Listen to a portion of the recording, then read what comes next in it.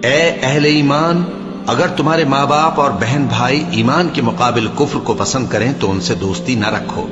اور جو ان سے دوستی رکھیں گے وہ ظالم ہیں۔ کہہ دو کہ اگر تمہارے باپ اور بیٹے اور بھائی اور بیویاں اور خاندان والے اور مال جو تم کماتے ہو اور تجارت جس میں مندی سے ڈرتے ہو اور مکانات جن کو پسند کرتے ہو اللہ اور اس کے رسول سے اور اللہ کی راہ میں جہاد کرنے سے تمہیں زیادہ عزیز ہوں تو ٹھہرے رہو یہاں تک کہ اللہ اپنا حکم یعنی عذاب بھیجے، اور اللہ نافرمان لوگوں کو ہدایت نہیں دیا کرتا۔ اللہ نے بہت سے موقعوں پر تم کو مدد دی ہے، اور جنگ حنین کے دن جب کہ تم کو اپنی جماعت کی کثرت پر غرہ تھا تو وہ تمہارے کچھ بھی کام نہ آئی، اور زمین باوجود اپنی فراخی کے تم پر تنگ ہو گئی، پھر تم پیٹ پھیر گئے۔ پھر اللہ نے اپنے پیغمبر پر اور مومنوں پر اپنی طرف سے تسکین نازل فرمائی، اور تمہاری مدد کو فرشتوں کے لشکر جو تمہیں نظر نہیں آتے تھے آسمان سے اتارے، اور کافروں کو عذاب دیا، اور کفر کرنے والوں کی یہی سزا ہے۔ پھر اللہ اس کے بعد جس پر چاہے مہربانی سے توجہ فرمائے، اور اللہ بخشنے والا ہے، مہربان ہے۔ مومنوں، مشرک تو پلید ہیں، تو اس برس کے بعد وہ مسجد حرام یعنی خانہ کعبہ کے پاس نہ جانے پائیں، اور اگر تم کو مفلسی کا خوف ہو تو اللہ چاہے گا تو تم کو اپنے فضل سے غنی کر دے گا، بے شک اللہ سب کچھ جانتا ہے، حکمت والا ہے۔ جو لوگ اہل کتاب میں سے اللہ پر ایمان نہیں لاتے اور نہ روز آخر پر یقین رکھتے ہیں اور نہ ان چیزوں کو حرام سمجھتے ہیں جو اللہ اور اس کے رسول نے حرام کیے ہیں، اور نہ دین حق کو قبول کرتے ہیں، ان سے جنگ کرو یہاں تک کہ ذلیل ہو کر اپنے ہاتھ سے جزیہ دینے لگیں۔ اور یہود کہتے ہیں کہ عزیر اللہ کے بیٹے ہیں، اور عیسائی کہتے ہیں کہ مسیح اللہ کے بیٹے ہیں۔ یہ ان کے منہ کی باتیں ہیں، پہلے کافر بھی اسی طرح کی باتیں کہا کرتے تھے، یہ بھی انہی کی ریس کرنے لگے ہیں۔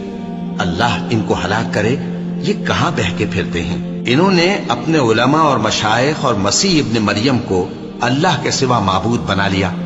حالانکہ ان کو یہ حکم دیا گیا تھا کہ معبود واحد کے سوا کسی کی عبادت نہ کریں، اس کے سوا کوئی معبود نہیں، اور وہ ان لوگوں کے شریک مقرر کرنے سے پاک ہے۔ یہ چاہتے ہیں کہ اللہ کے نور کو اپنے منہ سے پھونک مار کر بجھا دیں، اور اللہ اپنے نور کو پورا کیے بغیر رہنے کا نہیں، اگرچہ کافروں کو برا ہی لگے۔ وہی تو ہے جس نے اپنے پیغمبر کو ہدایت اور دین حق دے کر بھیجا تاکہ اس دین کو دنیا کے تمام دینوں پر غالب کرے، اگرچہ کافر ناخوش ہی ہوں۔ مومنوں، اہل کتاب کے بہت سے عالم اور مشائخ لوگوں کا مال ناحق کھاتے اور ان کو اللہ کی راہ سے روکتے ہیں، اور جو لوگ سونا اور چاندی جمع کرتے ہیں اور اس کو اللہ کے راستے میں خرچ نہیں کرتے، ان کو اس دن کے عذاب علیم کی خبر سنا دو، جس دن وہ مال دوزخ کی آگ میں خوب گرم کیا جائے گا، پھر اس سے ان بخیلوں کی پیشانیاں اور پہلو اور پیٹھیں داغی جائیں گی، اور کہا جائے گا کہ یہ وہی ہے جو تم نے اپنے لیے جمع کیا تھا، سو جو تم جمع کرتے تھے اب اس کا مزہ چکھو۔ اللہ کے نزدیک مہینے گنتی میں 12 ہیں، اس روز سے کہ اس نے آسمان اور زمین کو پیدا کیا۔ اللہ کی کتاب میں سال کے 12 مہینے لکھے ہوئے ہیں، ان میں سے 4 مہینے ادب کے ہیں، یہی دین کا سیدھا رستہ ہے۔ تو ان مہینوں میں قتال ناحق سے اپنے آپ پر ظلم نہ کرنا، اور تم سب کے سب مشرکوں سے لڑو جیسے وہ سب کے سب تم سے لڑتے ہیں، اور جان رکھو کہ اللہ پرہیزگاروں کے ساتھ ہے۔ ادب کے کسی مہینے کو ہٹا کر آگے پیچھے کر دینا کفر میں بڑھ جانا ہے،